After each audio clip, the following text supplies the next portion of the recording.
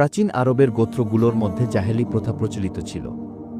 প্রত্যেক গোত্রের নিজেদের ধর্ম ছিল এবং তাদের সবার দেবী এবং দেবতা আলাদা আলাদা ছিল।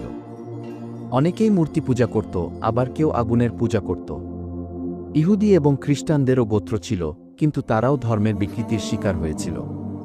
সেই সময়ে মানুষ মহান আল্লাহ রব্বুল আলামিনকে ছেড়ে মানুষের, গাছের এবং পাহাড়ের পূজা করত। সমস্ত আরবে দাঙ্গা হাঙ্গামা খুবই সাধারণ ব্যাপার ছিল, নারী ও শিশুরা নিরাপদ ছিল না।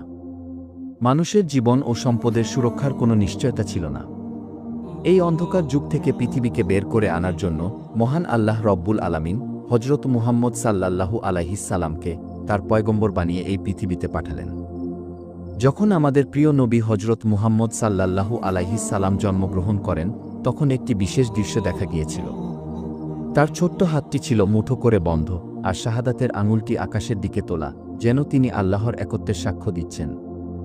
সেই সময় আরবে একটি রীতি প্রচলিত ছিল। শহরের ধনী লোকেরা তাদের সন্তানদের দুধ পান করানো এবং লালন পালনের জন্য গ্রামে পাঠাতেন। কারণ গ্রামের খোলা হাওয়া এবং পরিচ্ছন্ন পরিবেশে বেড়ে ওঠা শিশু অনেক স্বাস্থ্যবান এবং সবল হতো। তাছাড়া গ্রামে থাকলে শিশুরা বিশুদ্ধ আরবি ভাষাও সুন্দরভাবে শিখে নিত।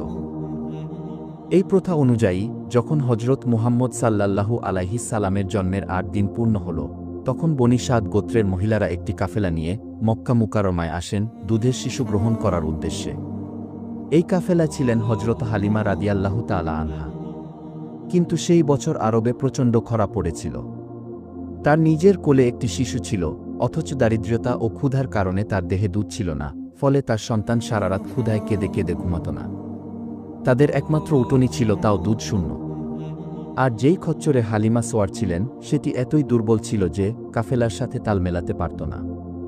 ফলে কাফেলার অন্যরা বিরক্ত হয়ে তাকে পেছনে ফেলে যেত। কষ্টের মধ্য দিয়ে শেষমেশ কাফেলাটি মক্কায় পৌঁছায়। কিন্তু সেখানে আরেক সমস্যা দেখা যায়।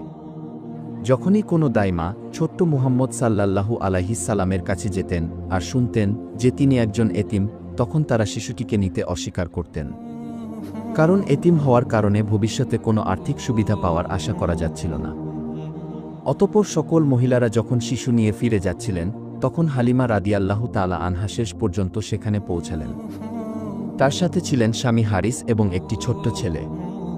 কিন্তু তারও অবস্থা ছিল ভীষণ দুর্বল, ক্ষুধা ও দারিদ্র্যতা এবং অবসাদ তাকে গ্রাস করেছিল, যার কারণে তিনি নিজের শিশুকেও ঠিকমতো দুধ খাওয়াতে পারছিলেন না। তবুও সেই নিরাশার মধ্যেই আল্লাহর রহমতের এক দরজা খুলতে চলেছিল। এদিকে হজরত হালিমা রাদিয়াল্লাহু তাআলা আনহার ভাগ্যের তারা যেন জলমল করে উঠল।